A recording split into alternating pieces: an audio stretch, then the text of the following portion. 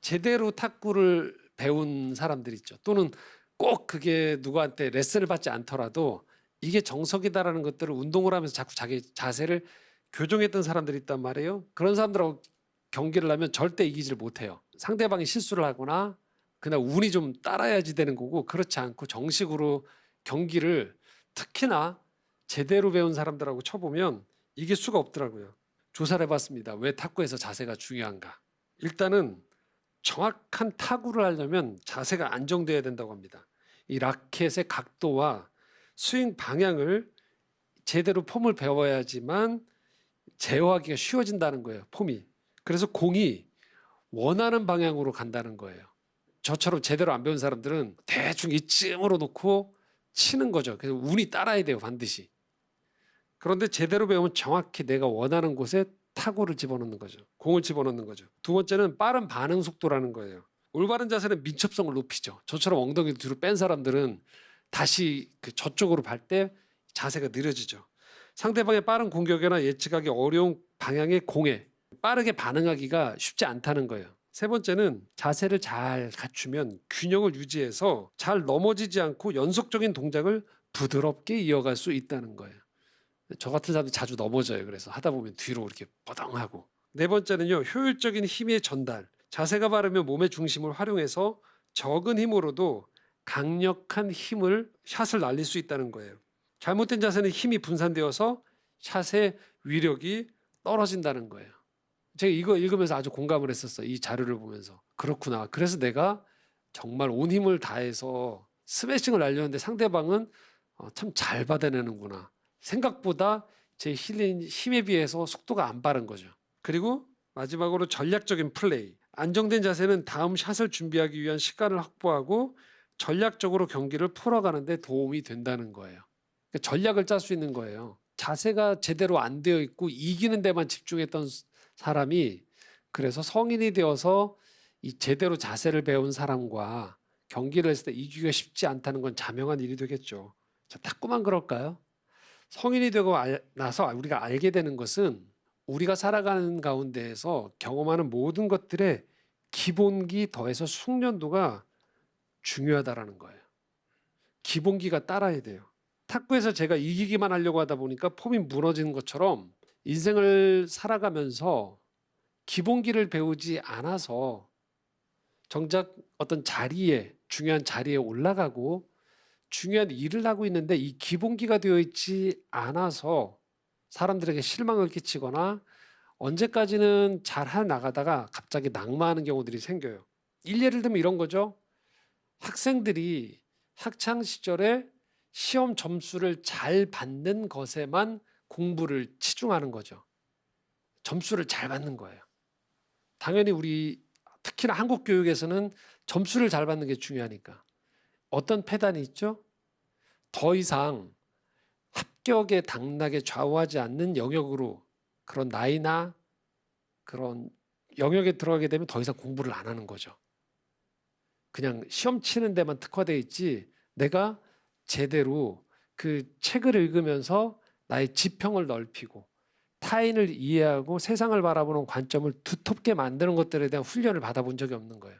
한마디로 말하면 교양이 없는 거죠. 그래서 분명히 이 사람이 똑똑한 것 같아요. 학위도 있고 아주 일도 잘하는 것 같아요. 근데 대화를 하다 보면 어떤 일이 벌어지죠? 저 사람은 자기 영역밖에 모르는 거죠. 근데 그 영역에서 획득한 권위로 나머지 영역까지 아는 척을 하다가 오류가 발생하죠. 기본적으로 교양이 없어서 벌어지는 일이거든요. 교양이 없다는 건 공부를 안 한다는 거예요. 왜 그럴까요? 기본기를 안 배운 거예요, 공부에. 그냥 시험 기술을 배운 거죠. 영역들이 다 비슷하죠. 과제를 할 때나 어떤 사람과의 만남에서도 그냥 재미만 추구하는 거예요. 사람과 사람의 대화를 나눈다는 것이 무엇인지, 다른 사람의 아픔을 경청한다는 것이 무엇인지를 경험하지 못하니까 이런 경우들은 어떤 일들이 벌어지냐면, 누가 힘든 얘기를 하잖아요. 그러면 여러분들 경험해 보셨죠?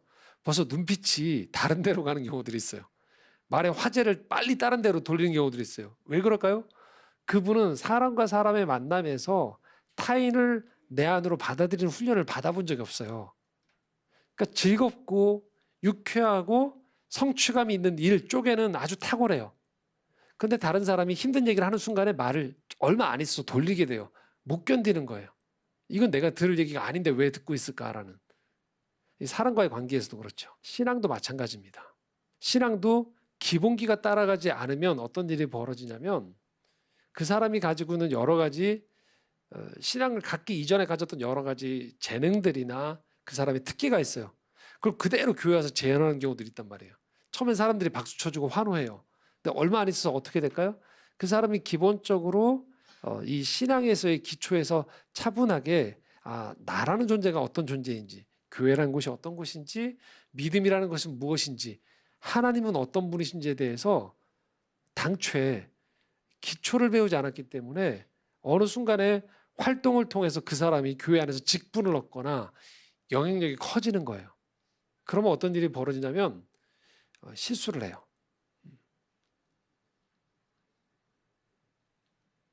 제가 전에 어떤 교회 다닐 때에도 청년 때 이런 일이 있었어요. 그 찬양 집회 같은 걸 하는데 한 대학 교수님이셨어요. 근데 거기에 중요한 이제 청년들을 지도하는 담당자셨어요. 평소에 굉장히 그분이 따뜻하시고 좋으시더라고요. 근데 큰 실수는 아닌데 한 번은 그 교회 청년들이 어떤 찬양 집회를 합시다 한 거예요. 근데 그렇게 크지 않은 교회였는데 의욕을 가지시고 찬양 집회를 하십시다라고 한 거예요. 근데 그 다음에 어떤 얘기를 하셨냐면 이렇게 얘기하시더라고요. 이분이 나름 사회에서 경험한 해안으로 제안을 해주신 거예요. 자, 우리 교회가 크지 않고 찬양 집회가 잘 되려니까 방법은 어떻게 하면 되느냐? 요 근방에 있는 각 교회들마다 그 외 찬양 집회 할 때마다 손 잘 드는 애들 있죠? 걔네들 다 이렇게 좀 섭외하자고. 걔네들로 앞을 좀 쫙 깔아놓자고. 그리고 우리가 찬양 집회를 하면 굉장히 잘 될 거라고 얘기하는 거예요. 저희가 이제 예배가 무엇인지를 알면 이거는 그 사람을 동원해서 누군가가 막 이렇게 그죠? 취업업 하듯이 막 흥을 돋구는 것이 찬양이 아니란 걸 알 텐데 이분이 그런 경험이 드무신 거예요. 예배가 무엇인지에 대해서 경험이 덜 하셨던 거예요. 사회적으로는 굉장히 그분의 학식과 여러 가지가 있는데 그래서 예배가 무엇인지 찬양이 무엇인지를 모르다 보니까 각 교회에서 그렇게 분위기를 업시킬 수 있는 청년들을 다 섭외해서 그 청년들로 쫙 깔아놓고 집회를 하면 우리 이 행사가 굉장히 잘 되지 않을까. 굉장히 오류죠. 예배는 그것이 아닌데 예배는 신령과 진정으로 진실한 마음으로 그들이 하나님 앞에 나아가는 자리인데 그 외형적인 콘서트라든지 쇼와 동일시했던 오류가 있는 거죠. 신앙의 기본에서 그 부분들이 누락돼서 그래요.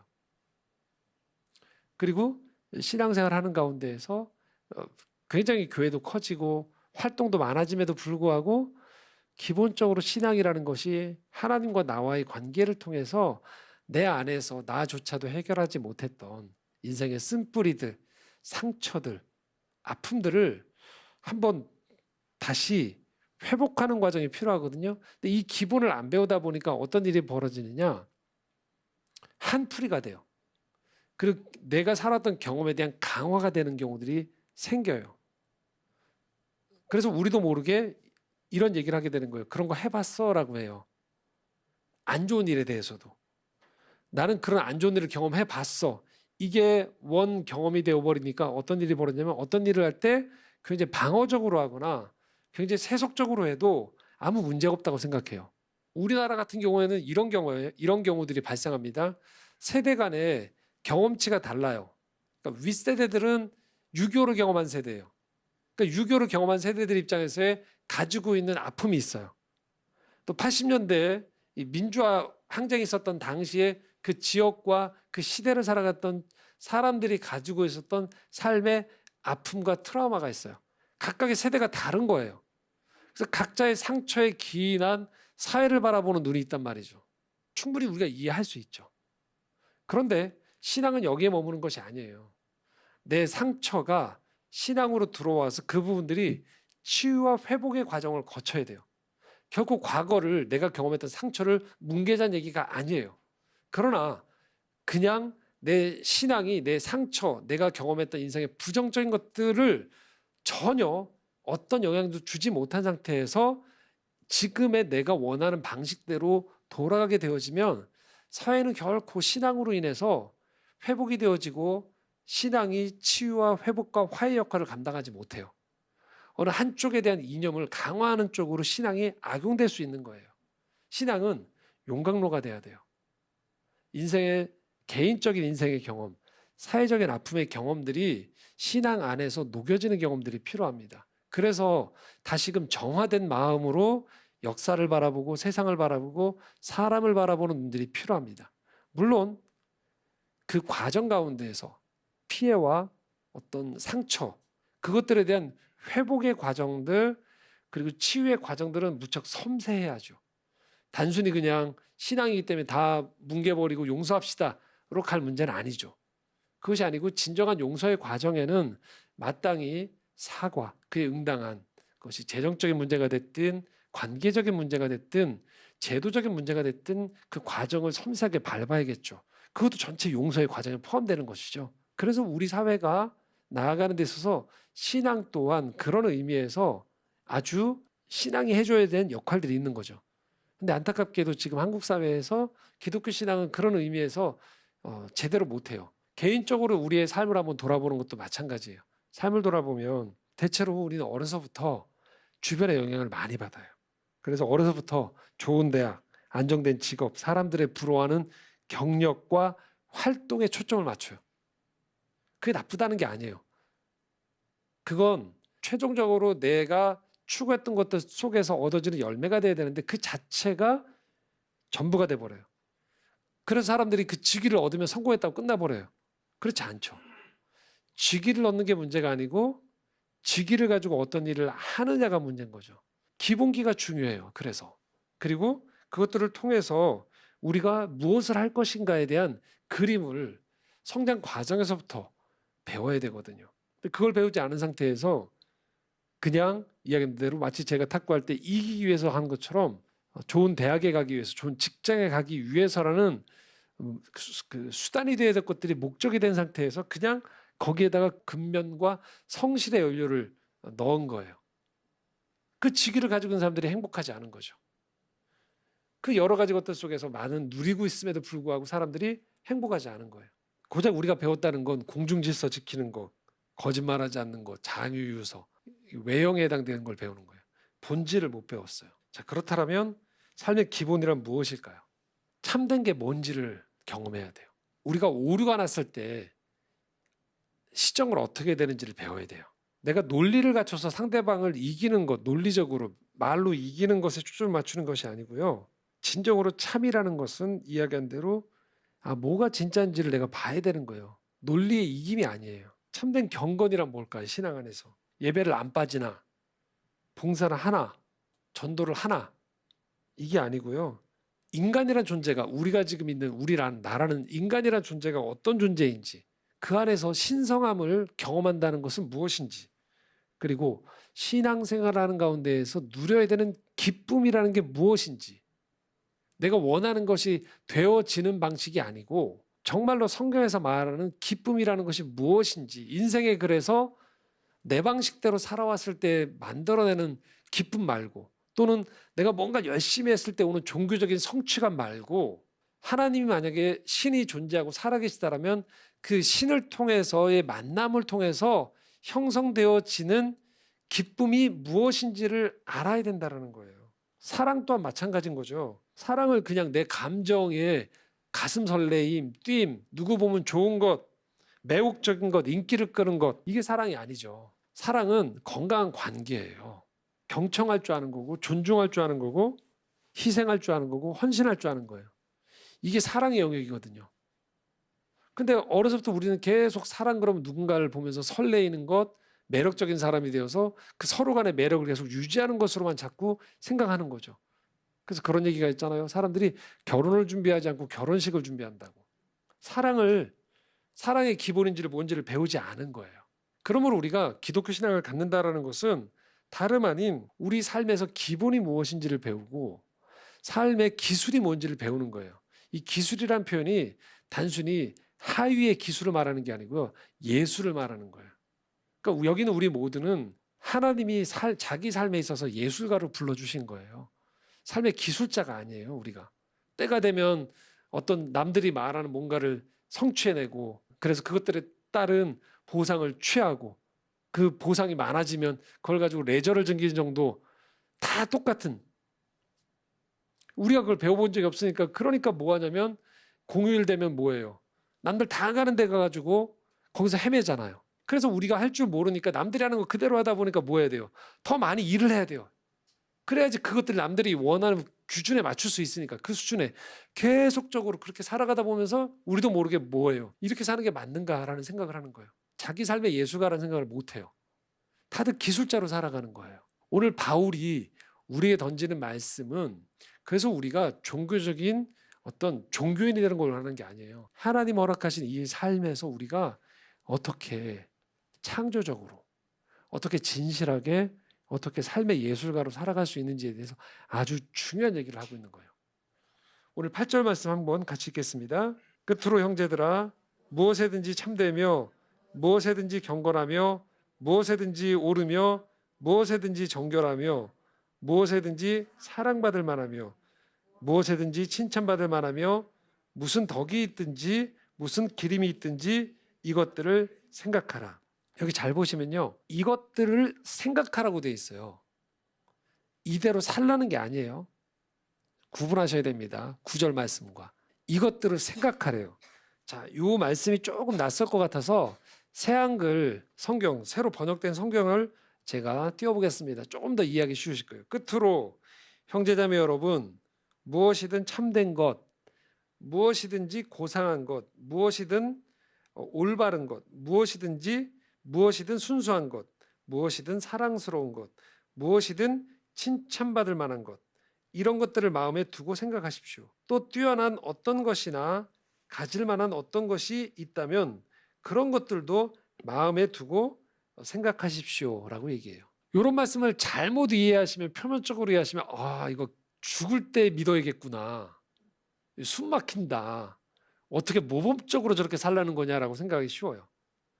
그런데 여러분, 여기서 말하는 건 삶의 기본기예요. 이게 기본인 거예요. 우리 여기 있는 여러분 누구도 완벽하게 이것을 구현해내는 사람은 없어요. 그러나 우리가 이런 것들을 추구하고 생각하고 그림을 그리셔야 된다는 거예요. 처음 설계도대로 완벽하게 집을 짓지 못해요. 그러나 설계도는 그림을 잘 그려야 돼요. 이대로 되겠어 하면서 기둥을 삐뚤게 그리면 안 되죠.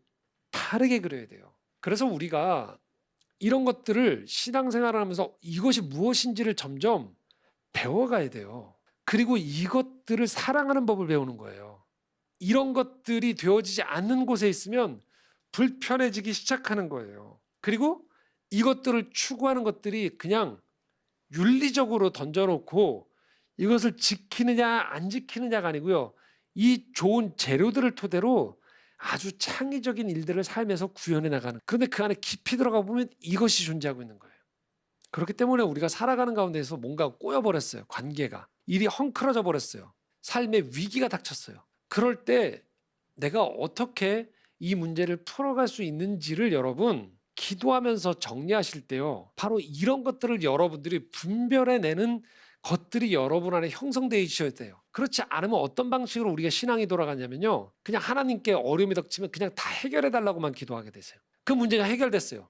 전혀 나는 삶에 대한 예술가로서의 실력이 안 늘어요. 다 알아서 그냥 다 맡겨버리는 거예요. 모든 문제들을요. 자녀를 키우는 가운데 자녀에게 문제가 발생했어요. 기도하는 거죠. 주여, 저희의 문제없게 키워주시옵소서. 저희에게 공부 잘하게 해주십시오. 저희의 뭐 하게 해주십시오. 그 문제를 제거시키는 쪽으로만 기도하고 하나님이 한두 번 들어오신 것들을 토대로 다음에도 문제가 생기면 이거 없애달라고 해야지. 다른 방식으로도 볼 수 있다는 거예요. 우리 자녀를 향한 인생에서의 진실함은 무엇일까? 자녀의 삶에서 아름다운 건 무엇일까? 이 고민을 하는 거예요. 자녀와 대화를 하고요. 자녀에게 좋은 것들을 보여주려고 하고요. 부부간에서도 이런 대화를 하는 거예요. 그리고 기도하는 거예요. 그래서 하나님, 우리 안에 부모로서 욕심이 있으면 내려놓게 해주십시오. 하나님, 우리가 부모로서 이 아이에게 보여줄 책임이 있다면 본을 보이게 해주십시오. 그러면서 계속 기도하는 가운데에서 그 이야기를 기도하는 사람도 점점 성장해 나가는 거예요. 성숙해 가는 거예요. 그리고 그 자녀들 또한 부모의 살아가는 모습을 지켜보는 것이죠. 그래서 우리로 하여금 점점 삶을 사랑하는 사람이 되어져 가는 거예요. 단순히 인생을 이 문제 저 문제 해결하는 방식으로만 가는 것이 아니고요. 삶을 헤쳐나가고 때로는 아무것도 없는 백지에서 그림을 그려나갈 줄 아는 사람이 되어지는 거예요. 그러므로 여러분, 문제가 벌어졌을 때요. 오늘 8절 말씀을 여러분 잠잠히 여러분 안에서 떠올려 보시는 거예요. 고요한 기도의 자리에서, 묵상의 자리에서 산책을 하시면서 쉼을 가지면서 책을 읽으시면서 대화를 하시면서 여러분 마음속에서 이 8절의 기준들을 지금 여러분이 경험하고 있는 이 문제에 대입해 보시는 거예요. 이 문제에 있어서 과연 참이 무엇인가? 진실함이 무엇인가? 버려야 될 것은 무엇인가? 거기서부터 문제의 실타래를 풀기 시작하는 것이죠. 그러면서 점점 우리의 눈이 천지를 창조하신 그리고 오늘도 세상을 공의와 사랑과 구원으로 인도하시는 하나님의 눈이 자꾸 우리 안에 열려지게 돼요. 이게 신앙생활이거든요. 그 사람이 변해야 되는 거예요. 바로 이 기쁨에서부터 나라는 사람의 체질이 변함으로부터 인해서 내 삶에서 긍휼과 자비가 나오고 삶의 새로운 해법이 보이기 시작하는 거예요. 처음에는 이런 사고방식을 훈련하는 것이 대단히 어색할 수 있어요. 나 너무 인생을 모범생처럼 살려는 거 아닌가? 라고 생각할 수 있어요. 그러나 이 방식으로 계속 생각을 해 나가기 시작하면 놀랍게도 나라는 존재를 둘러싼 이 세상의 다른 층위가 열리기 시작해요. 주변 사람들과 관계가 제자리를 찾기 시작해요. 모두가 다 친하게 지낼 수 있고 모두와 화해할 수 있게 된다는 건 아니에요. 어떤 때는 더 어려워지기도 해요, 관계가. 그러나 나는 내 인생의 자유인이 되는, 내 삶의 선택에 내가 책임을 지게 되는 거예요. 저희 지금 영화관에서 하고 있는 영화 중에 하나 소개시켜드리고 싶은 영화가 있는데요. 이처럼 사소한 것들이란 영화예요. 원작이 있어요.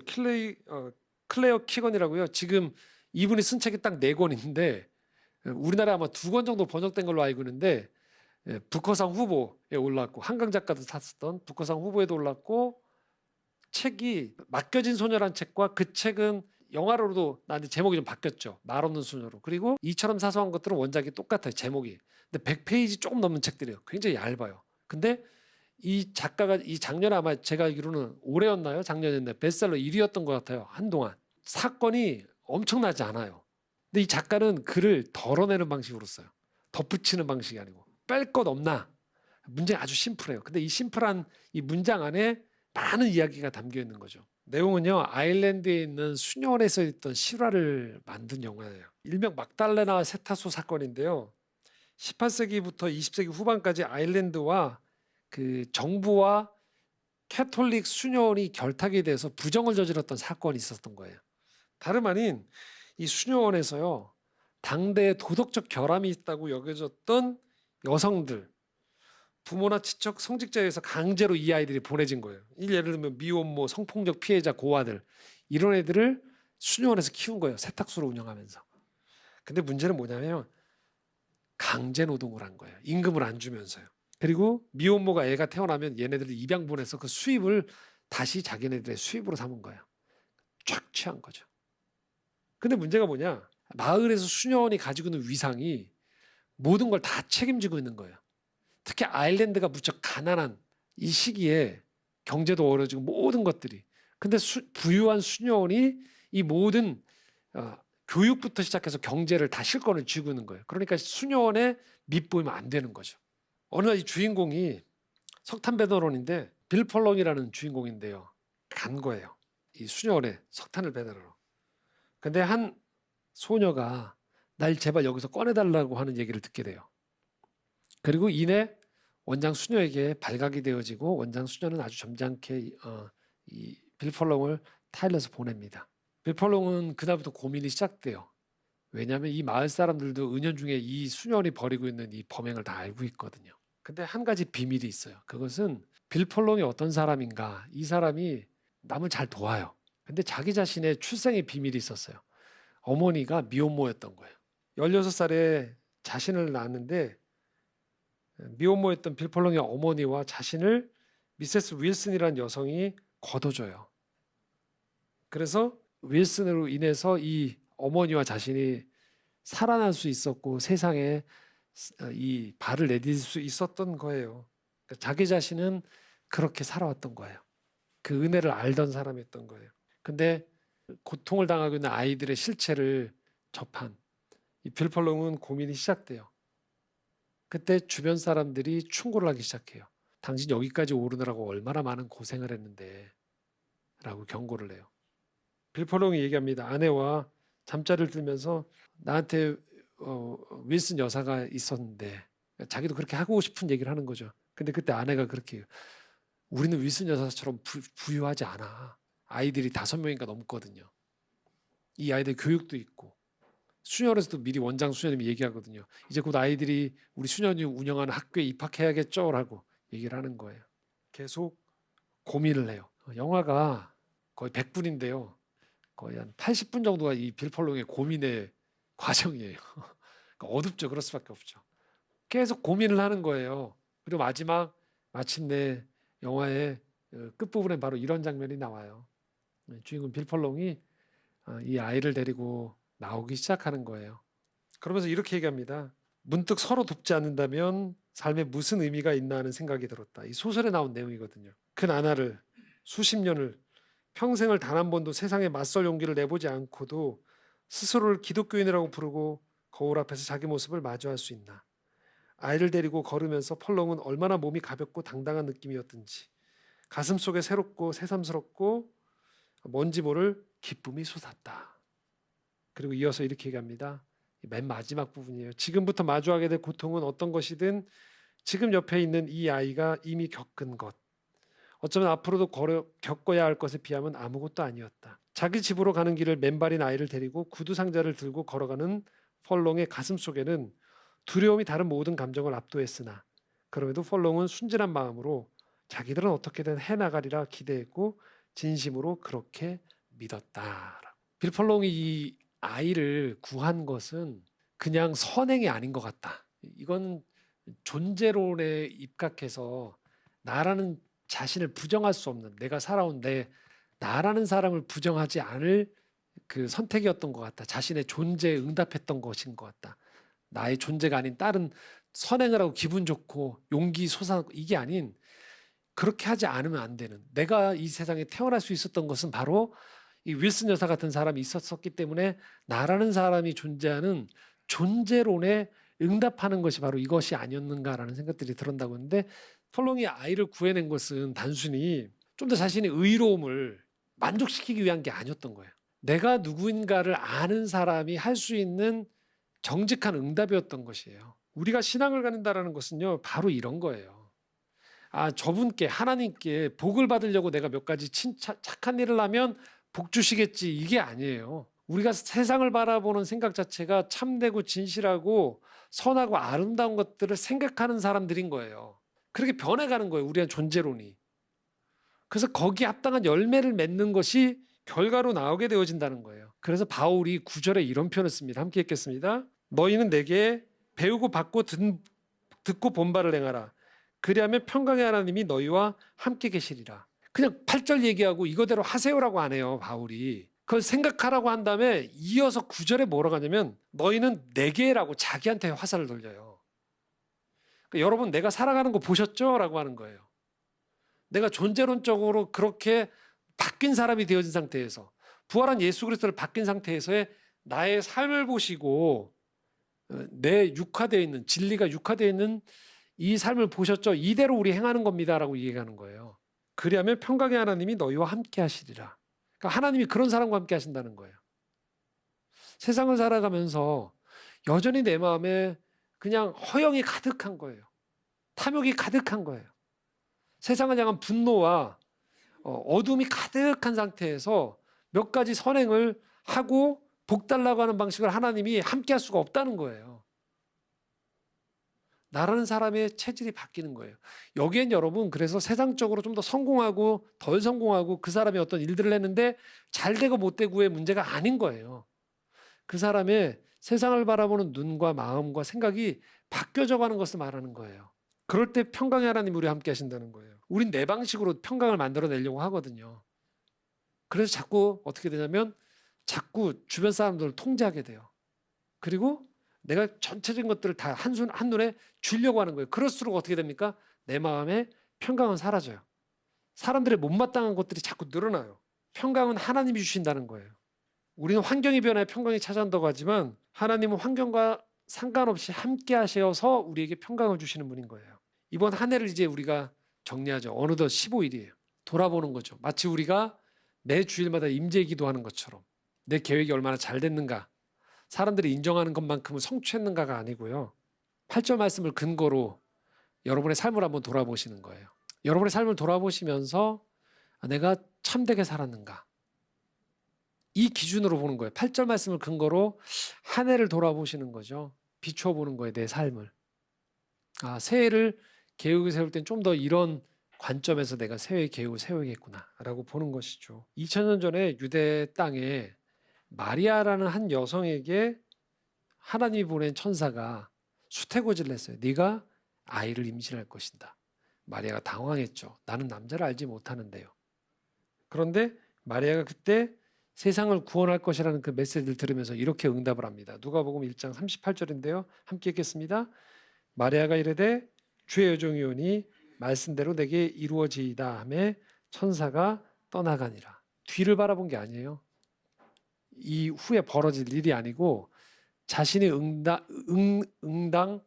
응답해야 될 것에 정직하게 반응을 한 거예요. 자신에게 찾아온 문제 앞에 뒤의 결과를 생각하지 않고 말씀대로 내게 이루어지리이다. 거기에 초점을 맞췄어요.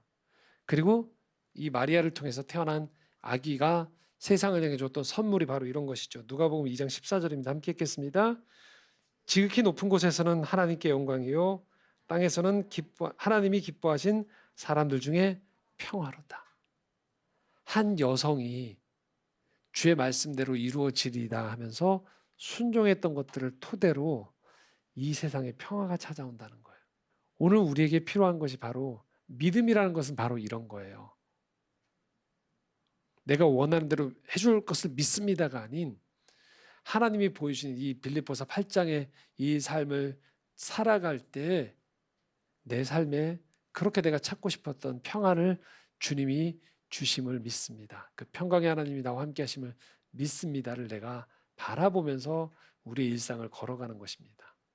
연말을 그렇게 좀 정리하셨으면 좋겠습니다. 새해를 그렇게 계획하셨으면 좋겠습니다. 기도하겠습니다. 사랑의 하나님 아버지, 오늘도 우리에게 좋은 것들을 보여주시는 진리 하나님, 아름다움의 하나님, 선하신 하나님을 바라봅니다. 오늘 우리 삶이 그렇게 믿음 안에서 한 걸음 한 걸음 변화되어지기 원합니다. 바라봐야 될 것들을 보게 하시고 찾아야 될 것들을 찾으며 우리의 삶을 경주해 나아갈 수 있도록 인도하여 주시옵소서. 예수 그리스도 이름으로 기도드리옵나이다. 아멘.